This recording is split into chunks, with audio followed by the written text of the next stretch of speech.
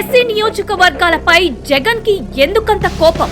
YCP విడుదల చేసిన 4వ జాబితా ఎవరిని మెప్పించింది, ఎవరిని నొప్పించింది? సిట్టింగుల గుండెల్లో రైళ్లు పరిగెట్టిస్తున్న వార్త ఏంటి? 5వ జాబితా కూడా ఫైనల్ అయిందా?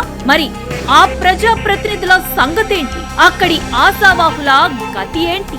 వైసీపీ అభ్యర్థులకు కంటి మీద కురుకు లేకుండా చేస్తున్న 5వ జాబితా విశేషాలంటూ ఈ వీడియోలో చూడండి.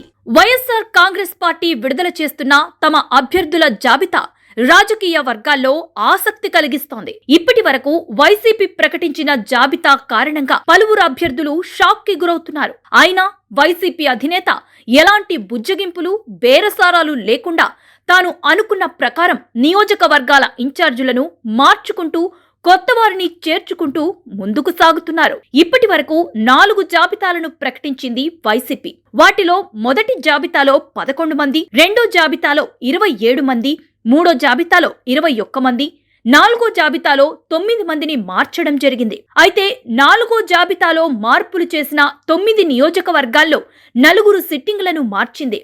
సింగనమల, నందికొట్కూరు, మడకశిర, తిరువూరు నియోజకవర్గాల ఇన్ఛార్జీలను మార్చి కొత్త వారికి అవకాశం కల్పించి అక్కడి సిట్టింగులకు భారీ షాక్ ఇచ్చింది వైసీపీ అధిష్టానం. ఈ 4 ఎస్సీ రిజర్వ్డ్ నియోజకవర్గాలు కావడం గమనార్హం. ఇప్పటి వరకు మొత్తంగా 68 మంది నియోజకవర్గ ఇన్ఛార్జీలని మార్చింది వైసీపీ. వారిలో 10 మంది ఎంపీ, 58 మంది ఎమ్మెల్యేలున్నారు. అయితే ఇప్పటికీ పూర్తి స్థాయి లిస్టు బయటికి రాలేదు.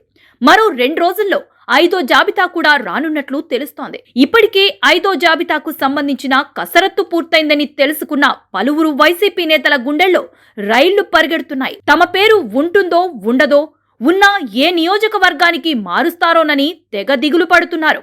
రాబోయే 5వ జాబితాలో 12 మంది ఎంపీలకు, 7 ఎమ్మెల్యే స్థానాలకు మార్పులు, చేర్పులు జరగనున్నట్లు సమాచారం. చూడాలి మరి లిస్ట్ విడుదలయ్యాక ఎంతమంది షాక్ అవుతారో, ఎంతమంది హ్యాపీ అవుతారో. ఇంతటితోనే అయిపోలేదు. 6వ జాబితా కోసం సిద్ధంగా ఉండాలని పలువురు నేతలకు సంకేతాలను కూడా పంపినట్లు తెలుస్తోంది. మా వీడియో మీకు నచ్చినట్లయితే లైక్ చేయండి, షేర్ చేయండి.